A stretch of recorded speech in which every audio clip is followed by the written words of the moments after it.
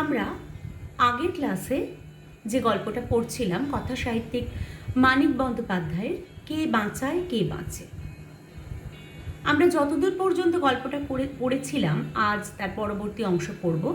তার আগে একবার আমরা চোখ বুলিয়ে নিই যে মৃত্যুঞ্জয় ভাবছে ফুটপাথে মৃত্যু দেখে যে না খেতে পেয়ে মরে যাওয়াটা বেশি কষ্টের নাকি এই ক্ষুধার যন্ত্রণাটা বেশি কষ্টের।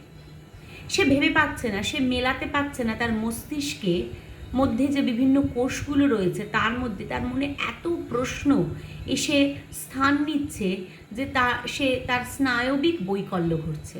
নিখিল বারংবার চেষ্টা করছে যে এই রূঢ় বাস্তব যে উপলব্ধিটা সেটা মৃত্যুঞ্জয়ের মধ্যে আনিত করার, কিন্তু কিছুতেই পারছে না। সে বুঝতে পারছে যে সে যে যা বলছে সেটা মৃত্যুঞ্জয়ের কানে পৌঁছচ্ছে হয়তো, কিন্তু সেটা হৃদয়ে স্পর্শ করছে না, সেটা মস্তিষ্কে গিয়ে পৌঁছচ্ছে না। এবং এর মধ্যে দিয়েই কথোপকথনের মধ্যে দিয়ে গল্পে আমরা বেশ খানিকটা অগ্রসর হয়ে গিয়েছিলাম আগের ক্লাসে। আজকে তার পরবর্তী অংশ আমরা পড়ব, তোমরা বইটা খোলো। আমরা যে প্যারাগ্রাফটা লাস্ট পড়েছিলাম তার দুটো লাইন আমি আগে একটু পড়ছি। চিতার আগুনে যত কোটি মড়াই এ পর্যন্ত পোড়ানো হয়ে থাক, পৃথিবীর সমস্ত জ্যান্ত মানুষগুলিকে চিতায় তুলে দিলে আগুন তাদেরও পুড়িয়ে ছাই করে দেবে। কথাটা ছিল মানিক বন্দ্যোপাধ্যায়ের রাষ্ট্র ব্যবস্থা নিয়ে, যে ভিক্ষা যেখানে বহু বড় বড় দেশ ব্যান করে দিয়েছে, সেখানে এখানে আমাদের দেশে ভিক্ষাকে মনে করা হয় একটা ভীষণ পুণ্যের কাজ। আমি যদি কাউকে ভিক্ষা দিই তাহলে আমার ভীষণ পুণ্য হলো। কিন্তু ঘটনা হচ্ছে যে আমার দেশের যত কোটি মানুষই হোক না কেন, তাদের অন্যের অধিকার থাকবে না কেন? তাদের অন্যের অধিকার, তাদের বস্ত্রে, তাদের বাসস্থানের অধিকার থাকা উচিত, সেটা দেওয়া রাষ্ট্রের, সমাজের কর্তব্য। কিন্তু সেই ঘটনাটা ঘটে না, এবং তার ফলে এই ভিক্ষা দেওয়ার মতন কাজটা ভীষণ একটা মানবিক, ভীষণ একটা দয়ালু হৃদয়ের এবং ভীষণ একটা পুণ্যের পরিচয় হয়ে ওঠে। সেজন্য লেখক বলছেন কি যে যদি এইটাও যদি পুণ্য কাজ হয়ে থাকে তাহলে জীবন ধারণের অন্যে মানুষের দাবি জন্মাবে কিসে? যে এটা আমাদের হকের, এটা আমাদের পাওনার, কেন আমি এটা পাবো না? তো এই অবধি আমরা পড়েছিলাম। এর পরের প্যারাগ্রাফ আমরা পড়ব। বিক্ষুব্ধ চিত্তে এইসব কথা ভাবতে ভাবতে নিখিল সংবাদপত্রটি তুলে নিল। চোখ বুলিয়ে যেতে যেতে নজরে পড়ল ভালোভাবে সদ্গতির ব্যবস্থা করে গোটাকুড়ি মৃতদেহকে স্বর্গে পাঠানো হয়নি বলে এক স্থানে তীক্ষ্ণ হাহুতাশ করা মন্তব্য করা হয়েছে। দেখো, মনের মধ্যে এই সমস্ত আলোড়ন, তার খুব কাছের জন সমপদস্থ কর্মচারী হচ্ছে মৃত্যুঞ্জয়। মৃত্যুঞ্জয়কে সে অনেকটা ভালোবাসে, সে সৎ সরল, ভীষণ বিনয়ী, দয়ালু হৃদয়, এবং সর্বোপরি তার মধ্যে যে আদর্শবাদ, তার নীতিবোধ, এই সমস্তগুলো রয়েছে, সব মিলিয়ে সে ভালোবাসে সহকর্মীকে। এবং মনের মধ্যে এটা একটা আলোড়ন করতে থাকছে যে মৃত্যুঞ্জয় যে ধরনের তার চিত্ত, সে না অন্যভাবে এই বিষয়টাকে দেখে এবং তার ফলে তার কোনো না বিপদ ঘটে, এরকম একটা আশঙ্কা তার মনের মধ্যে আসছে। সব মিলিয়ে তার মনটা ভীষণ বিক্ষুব্ধ। তো তখন সে যখন নিউজ পেপারটা হাতে নিয়েছে এবং সেখানে দেখছে যে 20 জন মারা গেছে মৃতদেহ, সেই মৃতদেহকে ঠিকমতো সৎকার হয়নি বলে হাহুতাশ করা বক্তব্য বেরিয়েছে। কিন্তু আমাদের প্রশ্ন হচ্ছে কোনটা বেশি কষ্টের, মারা যাওয়াটা, না খেতে পেয়ে মারা যাওয়াটা, না মরে যাবার পরে যে মৃতদেহগুলো ফুটপাতে পড়ে আছে সেই মৃতদেহগুলোকে সৎকার করা? কোনটা আমাদের বেশি দরকার? অবশ্যই যারা খেতে পাচ্ছে না, যারা মৃত্যু পথযাত্রী, তাদের মুখে ক্ষুধার অন্ন পৌঁছে দেওয়া, এটা আমাদের বিশেষ দরকার। কিন্তু তাই নিয়ে সংবাদপত্রে কোনো সংবাদ নেই। সংবাদ আছে কি না 20টা মৃতদেহের সৎকার হয়নি, তারা ঠিকভাবে স্বর্গে পৌঁছতে পারেনি। এটা একটা হিন্দু মতবাদ যে ঠিকভাবে যদি এই মানে দাহ কার্য ঠিকভাবে হয় এবং সে যদি ভীষণ পুণ্যের কাজ করে থাকে তাহলে তার স্বর্গে গমন হয়। কিন্তু আমরা বেঁচে থাকতেই যদি আমরা ঠিকমতো খেতে না পাই, ঠিকমতো আমাদের অন্ন না জোটে, আরও অনেক কিছু, তাহলে আমি স্বর্গে যাই কি নরকে যাই, আমার তাতে কী বা এলো গেল? আমি তো তখন নেই, আমি তো তখন মারা গেছি। তো যাই হোক, এই ধরনের বক্তব্য সংবাদপত্রে রয়েছে দেখে তার মনের মধ্যে একটা মানে গ্লানি বোধ হলো। কদিন পরেই মাইনের তারিখ এলো। আমরা জানি যে নিখিলের থেকে 50 টাকা বেশি পায় হচ্ছে মৃত্যুঞ্জয়। নিখিল প্রতি মাসে 3 জায়গায় কিছু কিছু টাকা পাঠাতে হয় নিখিলকে। মানি অর্ডারের ফর্মা নিয়ে কলম ধরে সে ভেবে ঠিক করবার চেষ্টা করছে 3টে সাহায্যই এবার 5 টাকা করে কমিয়ে দেবে কিনা। কেন না, এমন একটা দিন আসছে পরবর্তী ক্ষেত্রে আরও যদি কোনো অঘটন ঘটে, যদি মানে অর্থের অনটন ঘটে, তাহলে একটু একটু বেশি সঞ্চয় করাটা কি দরকার না, সেই সব মিলিয়ে সে ভাবছে যে একটু খরচ কমিয়ে যদি একটু সঞ্চয় করা যায়, একটু হাতে টাকা রাখা যায়, কারণ দিনকাল ভালো নয়, বলা যায় না পরবর্তী ক্ষেত্রে কি হবে।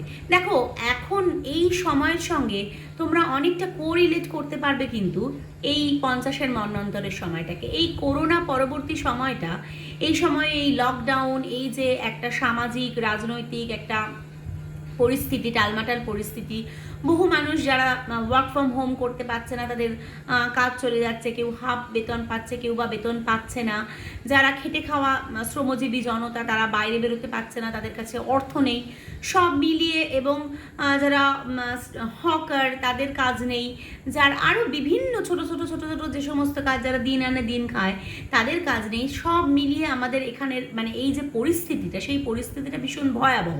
এবং দেখো, অনেকটা এই সময়ের সঙ্গে তোমরা কিন্তু এই কে বাঁচায় কে বাঁচে গল্পটার সঙ্গে তোমরা কিন্তু কোরিলেট করতে পারবে।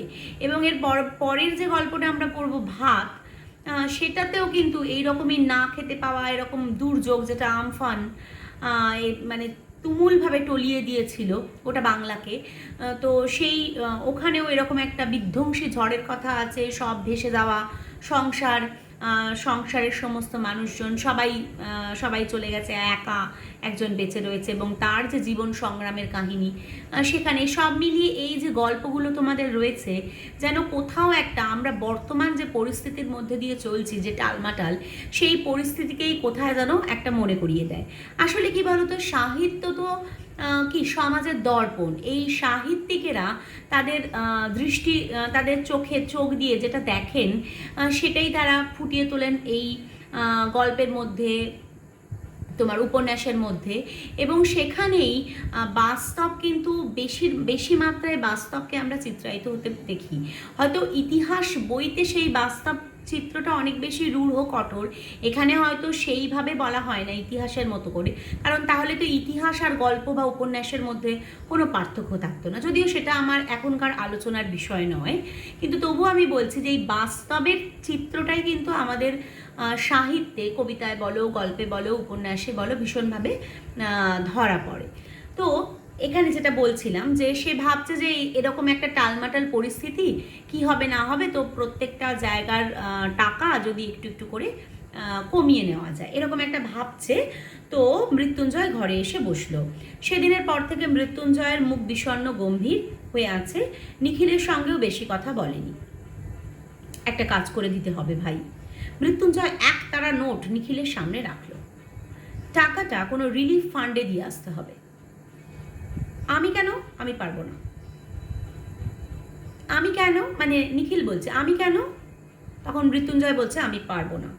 নিখিল ধীরে ধীরে টাকাটা গুনল। সমস্ত মাইনেটা? হ্যাঁ, বাড়িতে তো 9 জন লোক, মাইনের টাকায় মাস চলে না, প্রতি মাসে ধার করছিস। তা হোক, আমায় কিছু একটা করতে হবে ভাই।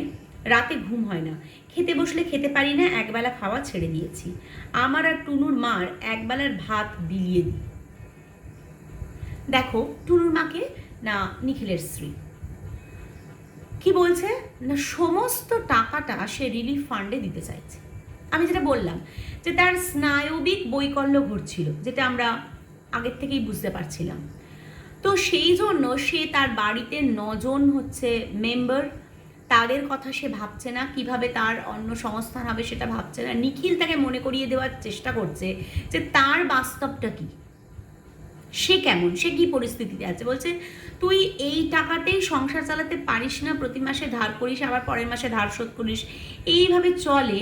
আর সেখানে তুই পুরো টাকাটা দিয়ে দিচ্ছিস, তাহলে তোর সংসার চলবে কীভাবে? যে কোনোভাবে চলবে। এমনিতেই আমি একবেলা খাচ্ছি না, একবেলার ভাত আমি বিলিয়ে দিচ্ছি যে এই সমস্ত দুর্গতদের কাছে।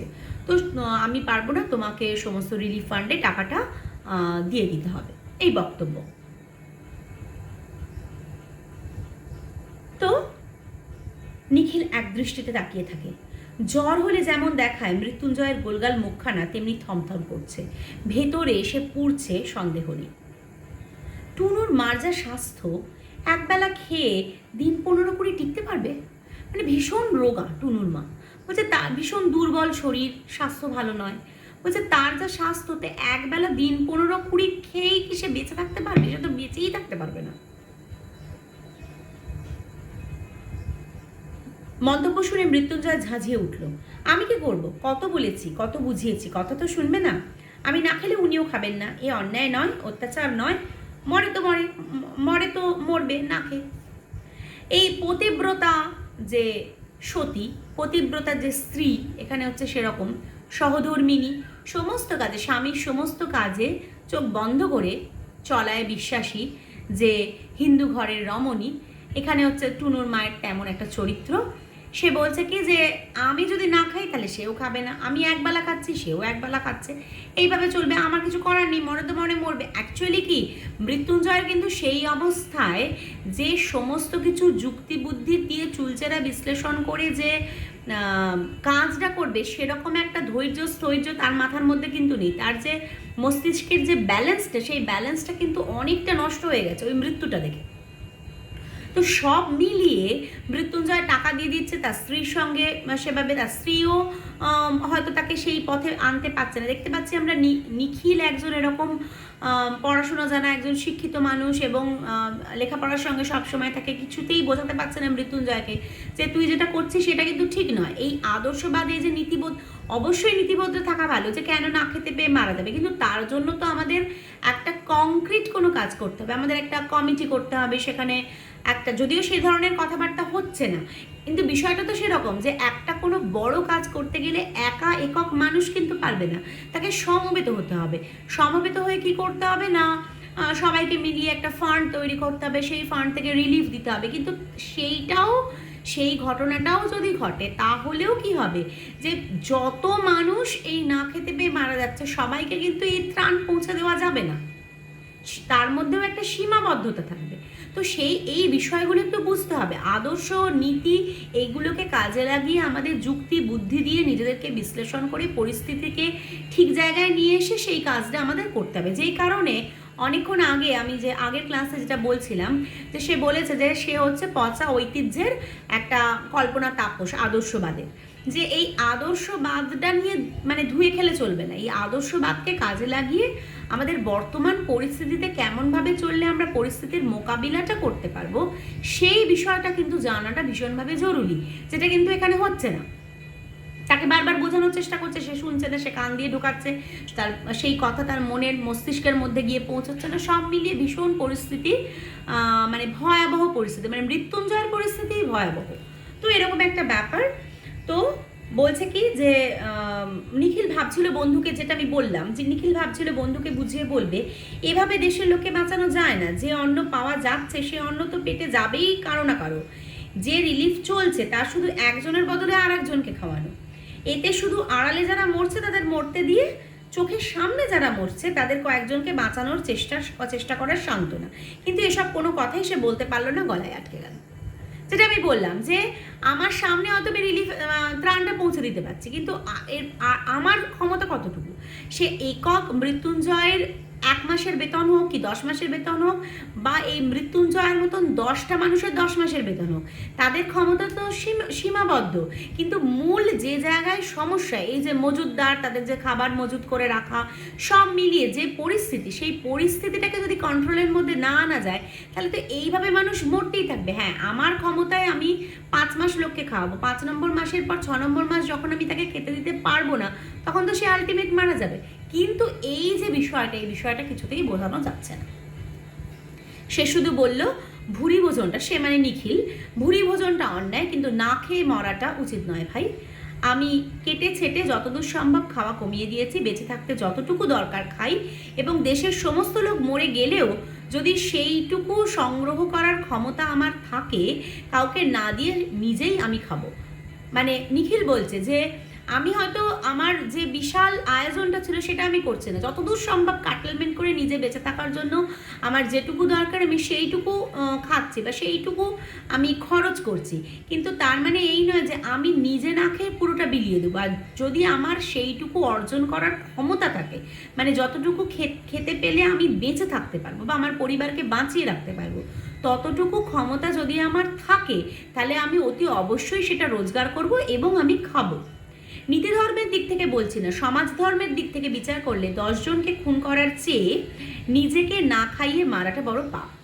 এই কথাটা কিন্তু খুব যে অন্যায় তা কিন্তু নয়, যে নিজেকে তো আগে বাঁচতে হবে। আমি যদি নিজে বাঁচি তাহলে আমি এই শিক্ষিত জনসাধারণ, আমার সহায় সম্বল আছে, আমি যদি প্রতিবাদে, প্রতিরোধে, জেহাদে এবং এই সমস্ত সংগঠনের মধ্য দিয়ে এগোতে পারি, তাহলে আমি হয়তো একটা কোনো সততার পথ পেলেও পেতে পারি। আমাকে চেষ্টা করতে হবে এবং আমার যতটা সম্ভব আমার এই বিলাস ব্যসন, এই আয়োজনকে কাটলমেন্ট করে সেই কাজটা আমাকে করতে হবে, যে আমার যতটা সম্ভব দেওয়া যায় সেটা আমি দেব এবং বাকি যতজনকে মিলিয়ে সংগঠনের মধ্যে এবং আরও বিভিন্ন উপায় যেগুলো আমি বললাম সেইভাবে এগোনো যায়। কিন্তু আমি নিজেই খেতে পাবো না, আমি সমস্ত মাইনেটা দিয়ে দেবো, তাহলে আমি লড়বো কী করে? আমার শক্তি কোথা থেকে আমি পাবো? তো সেটা সে বোঝাতে পারছে না। কি বলছে মৃত্যুঞ্জয়? ওটা পাশবিক স্বার্থপরতা। পাশবিক স্বার্থপরতা কি? আমরা জানি যে জঙ্গলে পশুরা তার যখন নিজের খিদে পায় তারা কি করে না, অন্য একজন পশুকে মেরে খায়। এটা স্বাভাবিক, এটা একটা বাস্তুতন্ত্র।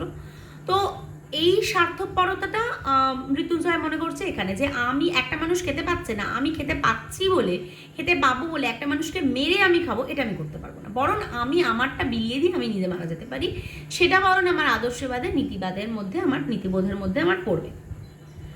কিন্তু যারা না খেয়ে মরছে তাদের যদি এই স্বার্থপরতা থাকতো, দেখো নিখিল কি কথাটা বলছে, যেটা আমি বারবার আগে থেকে বলছি, যারা না খেতে পেয়ে মরছে তাদের যদি এই স্বার্থপরতা থাকতো, 1 কাপ অখাদ্য গ্রুয়েল কি না, এক ধরনের জলীয় খাবার, ভাতের মাড়, ফ্যান এই জাতীয়, এক কাপ অখাদ্য গ্রুয়েল দেওয়ার বদলে তাদের যদি স্বার্থপর করে তোলা হতো, অন্ন থাকতে বাংলায় না খেয়ে কেউ মরতো না, তা সে অন্ন 1000 মাইল দূরেই থাক আর 31টা তালা লাগানো গুদামেই থাক। কথাটা দেখো, এটি কিন্তু গল্পের একটা খুব গুরুত্বপূর্ণ অংশ। বলছে কি, যে যদি এই পাশবিক স্বার্থপরতাটা তাদের মধ্যে আমরা আনতে পারতাম, ওই যারা না খেতে পেয়ে ডাস্টবিনের খাবার খাচ্ছে, যারা না খেতে পেয়ে কোথা দিয়ে ড্রেন দিয়ে কে ফ্যান ঝরিয়ে ফেলছে, সেই ফ্যানের তলাতে বাটি ধরছে। নবান্ন নাটকে বিজন ভট্টাচার্য দেখাচ্ছেন যে খেতে পাচ্ছে না দিনের পর দিন, কোনো এক দোতলা বাড়িতে ভাত হচ্ছে, সেই ফ্যানের গন্ধ পেয়েছে এবং সেই ভাত তো ঝাড়া হবে, তাহলে সেটা ড্রেন দিয়ে পড়বে, তো সেই ড্রেনের তলায় বাটি ধরছে এবং সেই বাটিতে যে ফ্যানটা উঠে আসছে সেটা খাচ্ছে। ডাস্টবিনে মারামারি কাটাকাটি করে, যেটা আগের ক্লাসে আমি বলছিলাম যে ডাস্টবিনে তারা খাবার খাচ্ছে, কেউ ফেলে দিয়ে গেছে, সেই খাবার খাচ্ছে, কুকুর গিয়ে কামড়ে দিয়েছে। কেন কুকুর কামড়ে দিয়েছে? না, কুকুরের সেখানে অধিকার আছে, তুমি কেন এসেছো, এরকম একটা ব্যাপার। তো বলছে যে যদি এদেরকে আমরা স্বার্থপর করে তুলতে পারতাম তাহলে বরং অনেক বেশি কাজ হতো। কেন না, সে 1000 মাইল দূরেই খাবার থাক না কেন আর 31টা তালা লাগানোই থাক না কেন, সেইখান থেকে কিন্তু খাবার তারা কেড়ে নিয়ে এসে খেত। কেন তারা কেড়ে খাচ্ছে না? কেন তারা এই সমাজের বলি হচ্ছে? এই স্বার্থপরতাটা তাদের মধ্যে আনাটা ভীষণভাবে জরুরি ছিল, এটা মনে করছেন। কারণ যেটা আমি বললাম যে অমর্ত্য সেন এই যে ডিজাস্টারটা, এই যে মন্বন্তরটাকে, এটাকে কিন্তু একেবারেই ম্যানমেড ডিজাস্টার বলছেন। তখন কিন্তু খাবার ছিল, কিন্তু সেটা এমনভাবে মজুদদারদের ঘরে ছিল যে সেই খাবারটা এইসব জনসাধারণের মধ্যে পৌঁছতে পারেনি। এবং গ্রামের মধ্যে খবর ছিল যে শহরে গেলেই বুঝি খাবার পাওয়া যাবে, গোটা গ্রামকে গ্রাম উঠে এসেছে শহরে। উল্টে তারা তো মানে তাদের ছাদ চলে গেছে, তাদের পরিধেয় বস্ত্র চলে গেছে এবং তারা না খেতে পেয়ে ফুটপাতে মানে যেখানে মানে চলছে মারা গেছে। মানে একটা সময় ছিল যখন মাটির মানে মানুষের লাশকে টপকে মানুষকে ফুটপাতে এগোতে হচ্ছে, এরকম একটা অবস্থা। তো যে কোনো সংবেদনশীল মানুষ তো এইভাবে তার স্নায়বিক বৈকল্য হয়ে যাবে, এটাতে খুব একটা অন্যায় কিছু নয়। আর তার সঙ্গে যেটা আমি বলছিলাম যে মানিক বন্দ্যোপাধ্যায়, তাকে আমরা যে জানি তিনি কমিউনিস্ট মতাদর্শে দীক্ষিত এবং এই সর্বহারা শ্রেণীরই তিনি জয়গান গিয়েছেন। একটা উচ্চবিত্ত, যেন এই মৃত্যুঞ্জয় চরিত্রটা একটা উচ্চবিত্ত উচ্চ মধ্যবিত্ত সমাজ থেকে সে যেন সর্বহারা শ্রেণীর সঙ্গে একীভূত হয়ে গেছে। এটা কোনো ওই কি বলবো, মানুষ উপন্যাসে বা গল্পে মানুষ যে মেকি যে সহানুভূতিটা দেখাচ্ছে, যে আমি বসে আছি ধরো 5 দোতলা ঘরে এবং আমার সমস্ত কিছু যোগান আছে এবং আমি গল্প লিখছি কয়লা খনিতে মানুষ কেমন ছিল, কয়লা খনিতে তাদের কি দুর্দশা ছিল, তাদের কি অবস্থা ছিল কি না ছিল। আমি জীবনে কোনোদিনও কয়লা খনিতে যাইনি, আমি লিখছি। তো তার ফলে কি হবে, তার গল্পের মধ্যে একটা মেকি ভাব চলে আসবে, যে জাস্ট শুনে একটা কিছু, কিন্তু তাদের যে কি বলবো যন্ত্রণাটা, সেই যন্ত্রণাটা তো কোনোভাবে ফুটে উঠবে না। এই মৃত্যুঞ্জয় হচ্ছে, সে নিজে উচ্চবিত্ত উচ্চ মধ্যবিত্ত সম্প্রদায়ের ছিল, কিন্তু সে এমন একটা পরিস্থিতিতে তার স্নায়বিক বৈকল্যের মধ্য দিয়ে যেতে গিয়ে সে কিন্তু সর্বহারা শ্রেণীর মধ্যে ঢুকে যাচ্ছে এবং তাদের যন্ত্রণাটাকে নিজে মানে অনুভব করার চেষ্টা করছে, যাতে তাদের কতটা কষ্ট হয়েছে। যেটা আগে গল্পের খানিকটা আগে আমরা দেখলাম যে সে বারবার নিজেকে নিজে যেন প্রশ্ন করছে যে কোনটা বেশি কষ্ট, ক্ষুধা যন্ত্রণা বেশি, মৃত্যু যন্ত্রণা বেশি, না খেয়ে মরা বেশি, নাকি এইভাবে মানে ঠক্কর খেতে খেতে বাঁচা, সব মিলিয়ে কেমন তারা আছে। সে কিন্তু একটা জায়গায় গিয়ে এদের সঙ্গে একীভূত হয়ে যাচ্ছে এবং এদের যন্ত্রণাটাকে উপলব্ধি করতে পারছে, অনুভব করতে পারছে। যদিও সেই সময় তার আর সেই স্নায়ুর সেই ক্ষমতা থাকছে না, সে বুঝতে পারছে না, কিন্তু সেই অবস্থায় সে পৌঁছে যাচ্ছে। গল্পের অগ্রসর আমরা হতে হতে আমরা সেই জায়গাটায় গিয়ে পৌঁছতে পারব।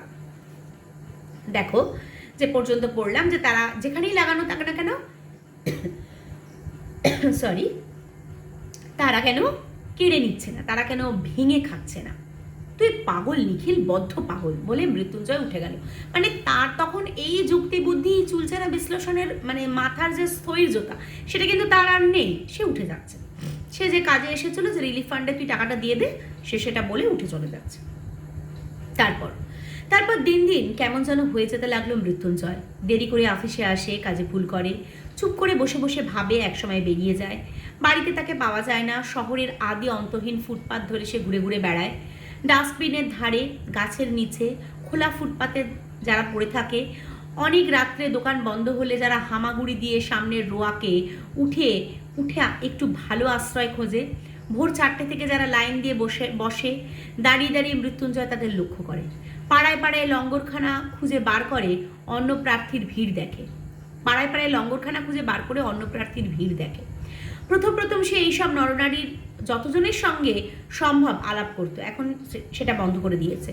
সকলে এক কথাই বলে, ভাষা ও বলার ভঙ্গি পর্যন্ত তাদের এক থাকছে। এই যে সর্বহারা শ্রেণী, এই শ্রেণীর তার মনের মধ্যে এমন একটা উচ্চাটন হচ্ছে যে সে অফিস কাজ সমস্ত সংসার সব কিছু ছেড়ে সে পড়ে রয়েছে ওখানে, এবং সে বারবার দেখছে যে এরা কি করছে, এরা কেমনভাবে কথা বলছে, এরা কোথায় লাইন দিয়ে থাকছে, এদের কোথায় কষ্ট। বারবার তাদের সঙ্গে কথা বলতো, কিভাবে তারা মানে কেন তাদের এরকম দুর্দশা। দেখছে যে সবার উত্তর একই, কেউ অন্য কথা বলে না এবং সবার কথা বলার ভাষা ভঙ্গি সমস্ত কিছু এক। সব মিলিয়ে সে আর কথা বলে না, সে কথা বলা ছেড়ে দিয়েছে। সেই একই দুঃখের কাহিনী। নেশায় আচ্ছন্ন অর্ধচেতন মানুষের প্যানপানেনির মতো ঝিমানো সুরে সেই এক ভাগ্যের কথা, দুঃখের কাহিনী। কারো বুকে নালিশ নেই, কারো মনে প্রতিবাদ নেই। কোথা থেকে কিভাবে কেমন করে সব ওলটপালট হয়ে গেল তারা জানেনি, বোঝেনি, কিন্তু মেনে নিয়েছে। এই যে মেনে নেওয়াতেই হচ্ছে সর্বহারা শ্রেণী সে আরও বেশি নিঃস্ব রিক্ত একেবারে পথে এসে পৌঁছেছে। এই মেনে না মানে প্রতিবাদ প্রতিরোধে ধিক্কারে গর্জে না ওঠা। যদি আমি কিছু নাও পাই, আমি তো সেই মরবই, আমি প্রতিবাদ প্রতিরোধ করেই মরি না কেন। কিন্তু তারা সেটা করতে পারছে না, তারা সেটা করেনি, সেই ভাষা তারা জানেই না। এরকম একটা অবস্থা। মৃত্যুঞ্জয়ের বাড়ির অবস্থা শোচনীয়। টুনুর মা বিছানা নিয়েছে, বিছানায় পড়ে থেকেই সে বাড়ির ছেলে বুড়ো সকলকে তাগিদ দিয়ে দিয়ে স্বামীর খোঁজে বারবার বাইরে পাঠায় যে কোথায় গেল মানুষটা। সে অসুস্থ ছিল আমরা জানি, সে ভীষণভাবে দুর্বল চিত্ত, দুর্বল স্বাস্থ্যের অধিকারী, যেটা আমরা নিখিলের কথায় জেনেছি। এবং স্বাভাবিকভাবে সে অসুস্থ হয়ে পড়লো, এক তো না খাওয়া এবং তার সঙ্গে এই মানসিক টেনশন যে মানুষটা কোথায় গেল। এবং তারপরে আমরা গল্পের মধ্যে দিয়ে এগিয়ে দেখবো যে সেও অনেকটা মৃত্যুঞ্জয়ের মতন, মানে মৃত্যুঞ্জয়ের সঙ্গে থাকতে থাকতে অনেকটা যেন মৃত্যুঞ্জয়ের মতন করেই ভাবছে যে মানুষটার কি হলো না, হ্যাঁ ঠিক আমারও যাওয়া উচিত, আমারও না খাওয়া উচিত, আমারও ওদেরকে দুবেলা দুমুঠো খাবার বিলিয়ে দেওয়া উচিত, সমস্ত টাকা দিয়ে দেওয়া উচিত। এই সব কিছু মিলিয়ে যেন অনেকটা মৃত্যুঞ্জয়ের মতন করেই সে তার সহধর্মিনী ভাবছে। তো সবাইকে পাঠাচ্ছে যে কোথায় স্বামী গেল খুঁজে বার করতে। কিছুক্ষণ বাইরে কাটিয়ে তারা ফিরে আসে, টুনুর মাকে মিথ্যে কথা বলে যে মৃত্যুঞ্জয় আসছে, খানিক পরেই আসছে। খবর দিয়ে বাড়ির সকলে কেউ গম্ভীর, কেউ কাঁদো কাঁদো মুখ করে বসে থাকে। ছেলে মেয়েগুলি অনাদরে অবহেলায় ক্ষুধার জ্বালায় চেঁচিয়ে কাটে। তারা কি করবে বলো তো, তারা বাচ্চা মানুষ, তারা কিছু বোঝে না, তারা কান্না করে, তারা ক্ষুধায়, প্রচণ্ড খিদে পেয়েছে। খিদের জ্বালা তো ভীষণ বড় জ্বালা, তাই নয় কি? নিখিলকে বারবার আসতে হয়। টুনুর মা তাকে সকাতর অনুরোধ জানায় সে যেন একটু নজর রাখে মৃত্যুঞ্জয়ের দিকে, একটু যেন সে সঙ্গে থাকে। নিখিল বলে, আপনি সুস্থ হয়ে উঠে ঘরের দিকে তাকান, তাহলে যতক্ষণ পারি সঙ্গে থাকবো, নইলে নয়। নিখিল মৃত্যুঞ্জয়কে তো পাচ্ছে না, টুনুর মাকে, তার স্ত্রীকে বোঝানোর চেষ্টা করছে যে আপনি একটু শক্ত হন, আপনি একটু উঠে দাঁড়ান, তাহলে আমি অবশ্যই মৃত্যুঞ্জয়ের সঙ্গে সঙ্গে থাকতে পারি। কিন্তু সেটাও সম্ভব হচ্ছে না। টুনুর মা বলছে, উঠতে পারলে আমি তো ঘুরতাম ওর সঙ্গে ঠাকুরপো। ঘুরতেন নিশ্চয়ই, ওর সঙ্গে থেকে থেকে আমি অনেকটা, যেটা আমি বললাম, অনেকটা ওর মতন হয়ে গিয়েছি। উনি পাগল হয়ে যাচ্ছেন, আমারও যেন মনে হচ্ছে আমিও পাগল হয়ে যাব। ছেলে মেয়েগুলির জন্য যেন চিন্তা হয়, আমার জন্য ভাবনা হয়। কেবলই মনে পড়ে ফুটপাতের ওই লোকগুলির কথা, আমাকে 2-3 দিন সঙ্গেও নিয়ে গিয়েছিলেন। দেখো, যেটা বললাম যে প্রকৃত সহধর্মিনীর মতন তার মধ্যেও সেই সংবেদনশীলতা রয়েছে, সেও কিন্তু ঠিক ওই মৃত্যুঞ্জয়ের মতন করেই ভাবছে। আর এখানে সত্যিই একটা খুব উল্লেখযোগ্য চরিত্র হচ্ছে নিখিল। কেন উল্লেখযোগ্য চরিত্র না, নিখিল দেখো একদিকে মৃত্যুঞ্জয়কে শোধরানোর চেষ্টা করছে, নিখিল কিন্তু এখানে প্রকৃত বন্ধুর মতন আচরণ করেছে। যদিও সে কি বলবো, তার সাথে চাকরি করে, সেভাবে বন্ধু নয়, একই জায়গায় সমপদস্থ কর্মচারী। তাদের মধ্যে একটা ইগোর লড়াই থাকা স্বাভাবিক ছিল তাদের মধ্যে। ঠিক আছে, ও গোল্লায় যাচ্ছে, যার তাতে আমার কি, আমারই তো বেশি ভালো, আমার হয়তো উন্নতি হবে প্রাইভেট কোম্পানিতে। কিন্তু সে কিন্তু এসব ভাবছে না, না ভেবে সে কিন্তু মৃত্যুঞ্জয়ের কথা ভাবছে, সে কিন্তু টুনুর মায়ের কথা ভাবছে। সে কি করছে না, অফিসে গিয়ে যাতে মৃত্যুঞ্জয় ঠিকভাবে বেতনটা পায় সেই জন্য সে কি করছে, মৃত্যুঞ্জয়ের ছুটির ব্যবস্থা করে দিচ্ছে। সে চাইছে যে মৃত্যুঞ্জয় মাইনেটা পাক, এবং বারবার টুনুর মার কাছে আসছে, খোঁজখবর নিচ্ছে, এবং মৃত্যুঞ্জয়ের কাছেও যাচ্ছে, যেটা আমরা গল্পের পরবর্তী অংশে আমরা দেখব। যে অনেকক্ষণ চুপ করে থেকে টুনুর মা আবার বলে, আচ্ছা কিছুই কি করা যায় না? এই ভাবনাতেই ওর মাথাটা খারাপ হয়ে যাচ্ছে যে কিচ্ছুকে করা যায় না, এই সমস্ত জনসাধারণগুলোর জন্য, সর্বহারা শ্রেণীর জন্য, নিঃস্ব রিক্ত শ্রেণীর জন্য কি কিছুই করা যায় না? তো কেমন একটা ধারণা জন্মেছে, যথাসর্বস্ব দান করলেও কিছুই ভালো করতে পারবে না। আসলে সত্যিই তো তাই। একটা মানে পার্টিকুলার ব্যক্তি মানুষ, সে যদি যথাসর্বস্ব দান করে দেয়, তাহলে ওই হাজারে হাজারে লাখো লাখো কোটি কোটি এই যে জনসাধারণ, যাদের কিছুই নেই, যাদের খাবার নেই, যারা না খেতে পেয়ে মারা যাচ্ছে, তাদের জন্য কি কিছু করা যায়? সত্যিই কি কিছু করা যায়? তোমরাই ভাবনা চিন্তা করে দেখো তো। একেবারে দারুণ একটা হতাশা জেগেছে ওর মনে। মানে প্রথমে ভেবেছিল যে অর্থ দিয়ে পারবে, প্রথমে ভেবেছিল যে তিনি নিজে যদি সেই জায়গায় পৌঁছে যায় তাহলে পারবে, কিন্তু তারপর আস্তে আস্তে দেখা যাচ্ছে সেটা যখন পারছেন না, সেটা বারবার মুষড়ে পড়ছেন তিনি।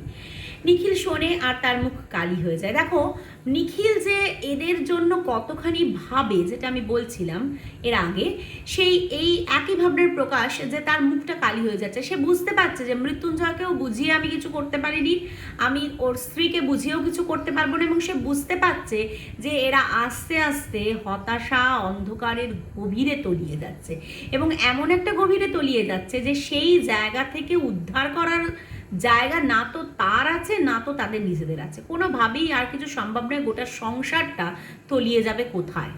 অতলে। মৃত্যুঞ্জয় অফিসে যায় না। নিখিল চেষ্টা করে তার ছুটির ব্যবস্থা করিয়ে দিয়েছে, যেটা আমি বললাম। অফিসে ছুটির পর সে মৃত্যুঞ্জয়ের কাছে যায়। মৃত্যুঞ্জয়ের ঘোরাফেরার স্থানগুলি এখন অনেকটা নির্দিষ্ট হয়ে গেছে, কারণ এখন আগে কি মৃত্যুঞ্জয় জানার চেষ্টা করতো কি কেমন আছে, কেমন থাকছে, কি যন্ত্রণা হচ্ছে, কিভাবে সেটা রিলিফ করা যায়, কিভাবে খাবার দেওয়া যায়, এর জন্য সে বিভিন্ন জায়গায় ঘুরে বেড়াতো। কিন্তু এখন তার কাছে সব, কোথায় লঙ্গরখানা আছে, সব কিছু সে এখন ঘুরে ঘুরে সব কিছু জানে। এবং সেই জন্য তার যাওয়ার যে গন্তব্যটা এখন অনেকটা নির্দিষ্ট হয়ে গেছে। ঘন্টার পর ঘন্টা সেও মৃত্যুঞ্জয়ের সঙ্গে কাটিয়ে দেয়, ঘুরিয়ে ফিরিয়ে নানাভাবে তাকে উল্টো কথা শোনায় যে এই পথ থেকে সরে আসার জন্য।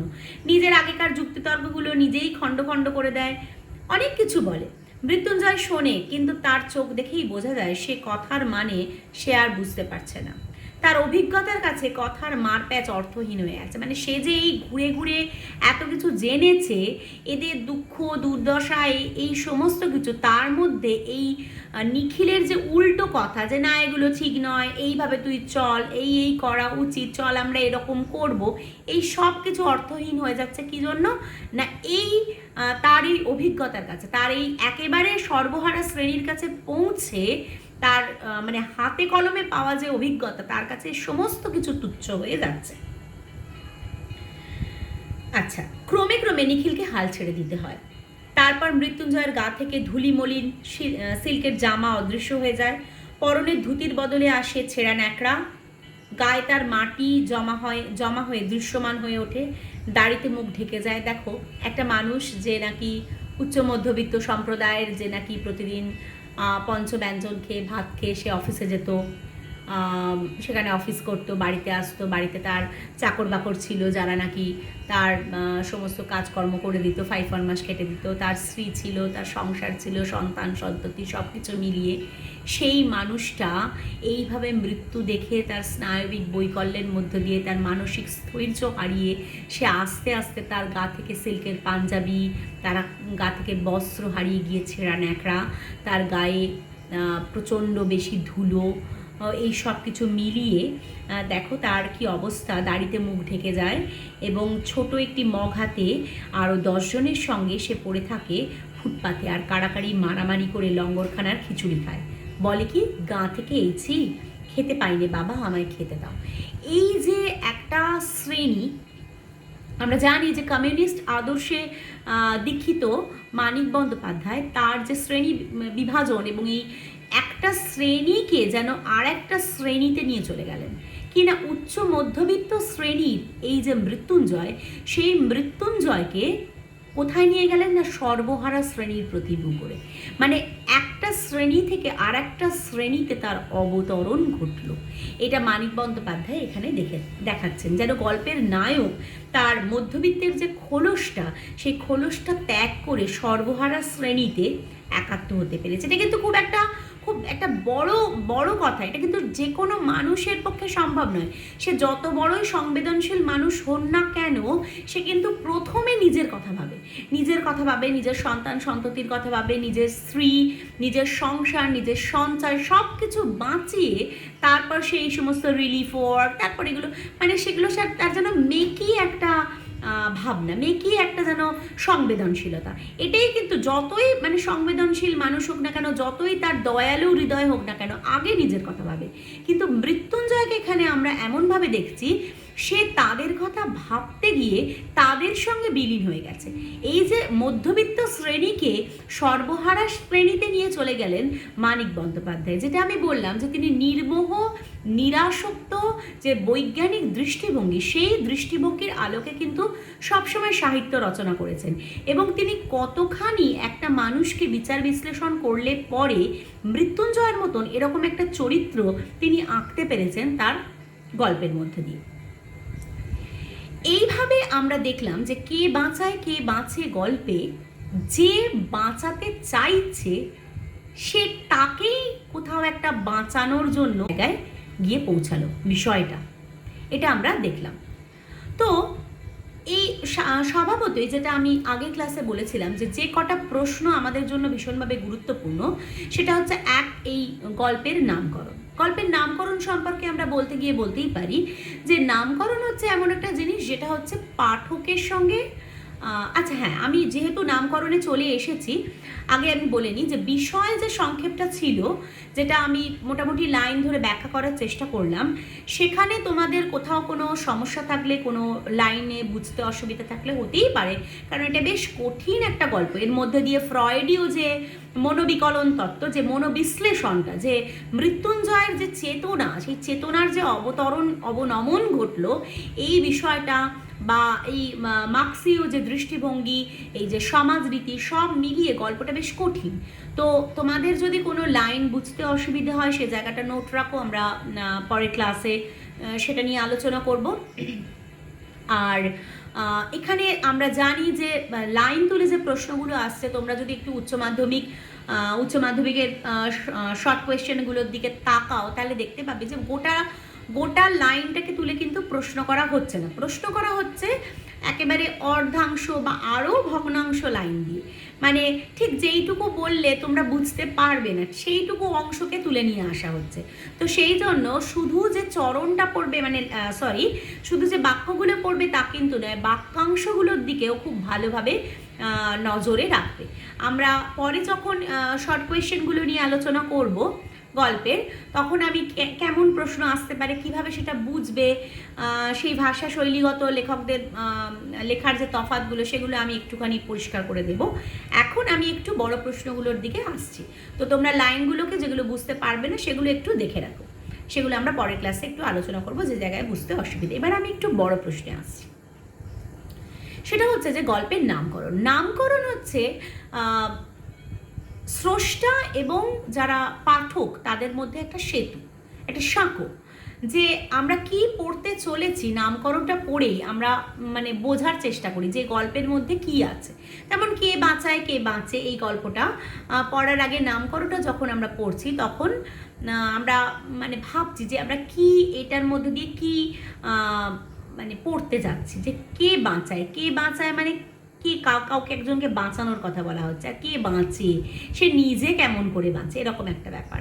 তো দেখতে পাচ্ছি আমরা গল্পের ক্রমশ অগ্রসরমানতার মধ্য দিয়ে আমরা দেখতে পাচ্ছি যে আমরা যেটা ভেবেছি সেটা অবশ্যই সার্থক, এবং মানিক বন্দ্যোপাধ্যায় বা এই ধরনের বড় বড় কথা সাহিত্যিকদের নামকরণ যে সার্থক কি সার্থক নয় সেটা নিয়ে আলোচনার দৃষ্টতাই আমাদের থাকা উচিত নয় যদিও, কিন্তু তবুও আমাদের কি বলবো, আমাদের আলোচনার স্বার্থে এবং আমাদের পরীক্ষার জন্য আমাদের এই বিষয়গুলো নিয়ে একটু আলোচনা করতেই হয়। এটা অবশ্যই একটি সার্থক নামকরণ, এবং এটি ব্যক্তিকেন্দ্রিক বা বস্তুকেন্দ্রিক নয় নামকরণ, এটা হচ্ছে মূল ভাববাহী নামকরণ, মূল ভাববাহী একটা ব্যঞ্জনাধর্মী নামকরণ এটা, এবং অবশ্যই এটা সার্থক, যেটা তোমরা বিষয়বস্তুর সংক্ষেপ আলোচনা করে এবং শেষে বলবে যে হ্যাঁ এটা আমরা যেটা পড়েছি, যেটা ভেবেছি গল্পের শুরুতে, এবং আমরা বিষয়ের মধ্যে দিয়ে অগ্রসর হতে গিয়ে যেটা দেখলাম যে একেবারেই এটা মূল ভাবকেন্দ্রিক একটা বা বিষয় কেন্দ্রিক একটা ব্যঞ্জনাবহী নামকরণ, এবং অবশ্যই এটা সার্থক,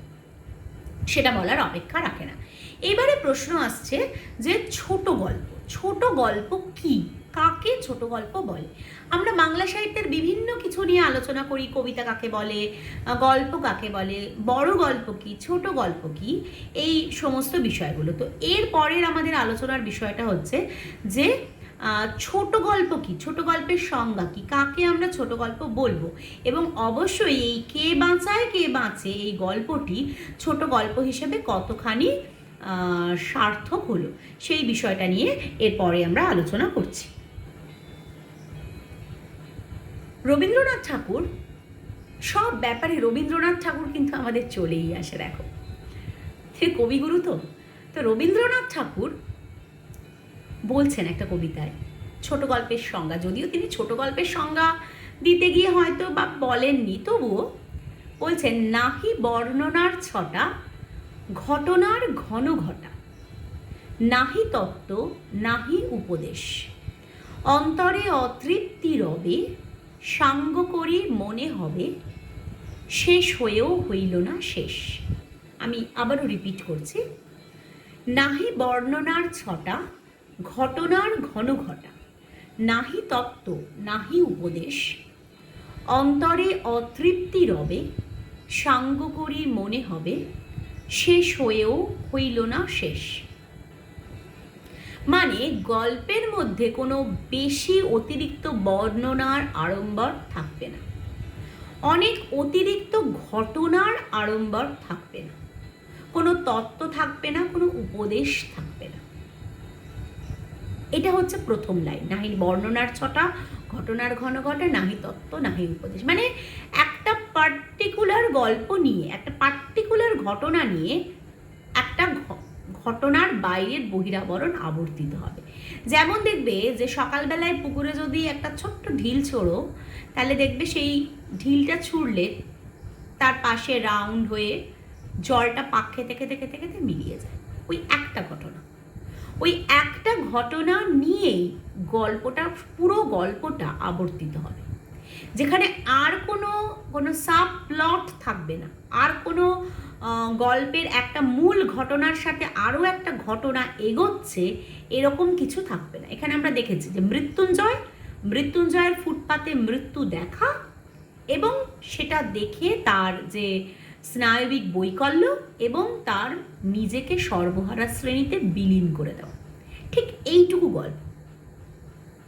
এখানে এই নাহি বর্ণনার ছটা, ঘটনার ঘনঘটা, নাহি তত্ত্ব নাহি উপদেশ। এরপরে কি? সাঙ্গ করি মনে হবে শেষ হয়েও হইল না শেষ। না, নাহি বর্ণনার ছটা, ঘটনার ঘনঘটা, নাহি তত্ত্ব নাহি উপদেশ, অন্তরে অতৃপ্তি রবে, অন্তরে অতৃপ্তি। এরপরে আমাদের মনে হবে কোথাও যে এরপর কি হলো মৃত্যুঞ্জয়ের, এরপর টুনুর মায়েরই বা কি হলো, নিখিল কেমন করে থাকলো, তার সন্তান সন্ততিগুলোর কি হলো, আরও কত প্রশ্ন। আদৌ কি এই সর্বহারা শ্রেণীগুলোর জন্য কিছু করতে পারলো মৃত্যুঞ্জয়? আদৌ কি মানে তার এই রিলিফ ফান্ডে কারুর কিছু উপকার হলো? এরকম আরও বহু প্রশ্ন আমাদের মনের মধ্যে আলোড়িত হবে, কিন্তু তার উত্তর গল্পে থাকবে না। এই অন্তরে অতৃপ্তি রবে এবং সাঙ্গ করে মনে হবে, সাঙ্গ হয়ে যাচ্ছে, কিন্তু যেন গল্পটা শেষ হয়েও হইল না শেষ। এইখানেই ছোট গল্পের সার্থকতা। যত ভালো গল্পকার যারা ছোট গল্প লেখেন, যত তারা ভালো, তারা এই যে শেষের চমকটা এইখানে তারা মাত করে দিয়েছে। এবং আমরা দেখতে পাচ্ছি মানিক বন্দ্যোপাধ্যায়ের গল্পের ক্ষেত্রেও একই রকমভাবে সেই ঘটনা ঘটেছে। এবং সেই জন্য ছোট গল্প হিসাবে এই কে বাঁচায় কে বাঁচে এই গল্পটিকে আমরা ভীষণভাবে সার্থক বলব। দেখো, এই গল্পটার মধ্য দিয়ে আমরা যে ওই সময়ের যে সমাজ ব্যবস্থাটাকে সম্পূর্ণভাবে দেখো ধরতে পারছি। এই যে ছোট্ট একটা গল্পের ফ্রেমেতে আমরা কতগুলো মানুষকে দেখতে পাচ্ছি, কতগুলো শ্রেণীকে দেখতে পাচ্ছি, তাদের ভাবনা চিন্তা, সেই সময় স্তর বিভাজন দেখতে পাচ্ছি। মানে যেন যেটা আমি বলেছিলাম আমাদের গল্পের আলোচনার শুরুতেই, যে সাহিত্য হচ্ছে সমাজের দর্পণ। সেই সমাজের কথা দেখো কি সুন্দর আয়নার মতো করে আমাদের বিবরণ দিচ্ছেন মানিক বন্দ্যোপাধ্যায়। এবং তিনি যে বিচিত্রা পত্রিকায় তার প্রথম লেখা গল্প অতসী মামি, সেটা যে বিচিত্রা পত্রিকায় ছাপা হয়েছিল এবং তারপর তার সমস্ত পড়াশোনা ভুলে তিনি যে সাহিত্যকর্মে নিজেকে ব্যাপৃত রেখেছিলেন, সেটা কিন্তু বুঝি এই কারণে যে সাহিত্য চর্চা ছাড়া তার আর অন্য কোনো জায়গায় কোনো যাওয়ার জায়গাই নেই। তিনি সাহিত্যে এইভাবেই এসেছেন, তিনি এসেছেন এবং তিনি জয় করেছেন। কথা সাহিত্যিক মানিক বন্দ্যোপাধ্যায়। আচ্ছা, নিখিল চরিত্র ভালোভাবে পড়বে। আমি গল্পের আলোচনা করতে করতেই নিখিলের চরিত্র বৈশিষ্ট্যগুলো বলেছি টুনুর মার চরিত্রের কথা, বলেছি মৃত্যুঞ্জয়ের চরিত্রের কথা, যে মৃত্যুঞ্জয় তার নামটাই দেখো কোথাও একটা তাকে ব্যঙ্গ করছে। সেই কোথায় মৃত্যুকে জয় করবে, যেন কে বাঁচায় কে বাঁচায়, মৃত্যু থেকে জয় করার জন্য যে এসেছে মৃত্যুঞ্জয়, যে মৃত্যুকে জয় করেছে, কিন্তু সে মৃত্যুকে জয় করতে গিয়ে নিজেকে কোথায় বিলীন করে দিচ্ছে। দেখো, একটা পার্সপেক্টিভে যদি আমরা এই গল্পটাকে দেখি, তাহলে আমাদের মনের মধ্যে ভীষণ একটা হতাশা আসবে, যে একটা মানুষ সে এত ভালো ছিল, সে তো একটু নিজের বুদ্ধিকে, নিজের বিচারকে, নিজের যুক্তিগুলোকে একটু সাজিয়ে গুছিয়ে, একটু জেহাদি ভঙ্গিতে প্রতিবাদে প্রতিরোধে একটু এগিয়ে যেতে পারতো, তাহলে হয়তো এরকম একটা অঘটন ঘটতো না তার জীবন। এটা একটা হতাশার কারণ। এটা একটা পার্সপেক্টিভে। আর একটা পার্সপেক্টিভে যে কি না, এই যে সর্বহারা শ্রেণীর কথা, সর্বহারা শ্রেণীর জন্য মেকি দুঃখ তো বহু মানুষ ঘরেতে ফ্যানের তলায় বসে কফি খেতে খেতে, কফি মগ নিয়ে, হাতে ম্যাগাজিন হাতে আলোচনা করতে পারে। সত্যি দিনকাল বড় খারাপ, কি হচ্ছে দেখো, চতুর্দিকে খবরের কাগজ খুললেই আমরা কি দেখছি, যেটা আমরা প্রায়শই বহুজন করে থাকি। কিন্তু সেটা না করে সে নিজেকে স্থির না রাখতে পেরে সে এতটাই তার মন তাদের জন্য কেঁদেছিল, সে বিভিন্ন সময় অফিস থেকে ছুটে গেছে তাদের কাছে, তাদের কথা জেনেছে, জানতে জানতে এমন একটা স্তরে পৌঁছেছে সে নিজেকে আর স্থির রাখতে পারেনি। তার মনে হয়েছে তার বৃথাই এই চাকরি, এই সর্বহারা শ্রেণী যাদের ঘাড়ে ভর দিয়ে এই শ্রমজীবী এই সম্প্রদায়ের উপর ঘাড়ে ভর দিয়ে আমাদের গোটা সমাজ চলছে, আমরা যদি তাদের কথাই না ভাবি আমরা কি করলাম, আমরা কেন এলাম পৃথিবীতে, আমি কেন জন্মেছি। তো এদের কথা ভাবতে গিয়ে সে নিজেকে বিলীন করে দিয়েছে এদের মধ্যে। এই সিল্কের যে পাঞ্জাবিটা চলে যাওয়া, এটা যেন তার এই মধ্যবিত্তের খোলস ছেড়ে সর্বহারা শ্রেণীতে বিলীন হয়ে যাওয়া, এরকম একটা প্রতীকী যেন এই গল্পের মধ্যে, যেটা আমার মনে হয়েছে একেবারেই। তো আমরা দেখতে পাচ্ছি। তো এইভাবে মৃত্যুঞ্জয় চরিত্রের মধ্যে দিয়ে এই দৃষ্টিকোণ, যেটা বলছিলাম যে এই দৃষ্টিকোণে যদি আমরা দেখি তাহলে কিন্তু আমাদের মনের মধ্যে অতটাও দুঃখ, অতটাও হতাশা আসবে না। মনে হবে যে না, লেখক যেন এটা একটা অন্য দিন বদলের গল্প বুঝি আমাদের সামনে লিখতে চেয়েছেন, এটা আমাদের মনে হবে হয়তো। তো এইভাবে সে যে দৃষ্টিভঙ্গিতেই যেই দেখুক না কেন, আমাদের গল্পের যে রস, যে ছোট গল্পের যে অনুভূতি, চরিত্রগুলো যেভাবে সেজে উঠেছে, প্রত্যেকটা জায়গা নিখুঁতভাবে আমাদের মানিক বন্দ্যোপাধ্যায়, কথা সাহিত্যিক মানিক বন্দ্যোপাধ্যায় অঙ্কন করেছেন। এবং আমাদের মধ্যে আজ থেকে এতদিন পরেও আমাদের যে ভাবাবেগকে সেটাকে কোথাও একটা নাড়িয়ে দিচ্ছে এই গল্পটা। এবং আজকের যে আরও একটা কারণে এই গল্পটা ভীষণভাবে প্রাসঙ্গিক, এবং পরবর্তী যে গল্পটা আমি তোমাদের পড়াবো ভাত, সেটাও ভীষণভাবে প্রাসঙ্গিক হবে। এই যে করোনা এবং এর জন্য লকডাউন, এর জন্য আমাদের অর্থনৈতিক পরিস্থিতির এই বাতাবরণ, সামাজিক রাজনৈতিক যে পরিস্থিতি, এবং তার সঙ্গে আমাদের এই বিধ্বংসী আমফান, এই সব মিলিয়ে এই কে বাঁচায় কে বাঁচে এবং ভাত গল্পটা কোথাও একটা সমীকৃত হয়ে গেছে। আমি তোমাদের পড়াবো বলে যখন ভাবছিলাম তখনই আমি ভাবলাম যে সত্যি এই উচ্চ মাধ্যমিকের এই যে প্রথম দুটো গল্প সত্যিই বোধহয় এখন বেশি করে তোমাদের পড়া দরকার, তোমাদেরও ভাবা দরকার। তোমরা হচ্ছে সেই 18 বছর বয়সের দিকে চলেছো, সেই পথিক যাদের যুগ যন্ত্রণা যাদের সবচেয়ে বেশি করে নাড়ায়। এবং শুধু তাই নয়, এদের কাঁধের ওপর ভর করেই কিন্তু আমরা তো আস্তে আস্তে আমাদের বয়স হয়ে যাচ্ছে, আমরা স্থবির হয়ে যাচ্ছি, আমাদের বুদ্ধি সেভাবে কাজ করছে না, আমাদের আমাদের চিন্তা কোথাও একটা জড়ো হয়ে যাচ্ছে। তোমরাই তো আমাদের চালিত করবে, তোমরা নতুন প্রাণ, তোমরা সবুজের দূত। তো সেই জন্য তোমাদেরকেও কোথাও একটা এই জিনিসগুলো জানা ভীষণভাবে দরকার।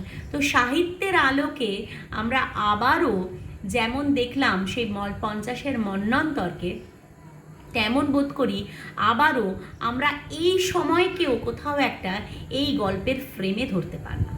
অনেক কথা বললাম, তোমরা ভালো করে গল্পটা পড়ো, ভালো করে বোঝার চেষ্টা করো, যে জায়গায় আটকাবে সেখানে নোট রেখো, বলাই বাহুল্য আমাদের ডাউট ক্লিয়ারেন্সের ক্লাসে সেগুলো হবে। ঠিক আছে, সবাই ভালো থেকো, সুস্থ থেকো, শুভরাত্রি।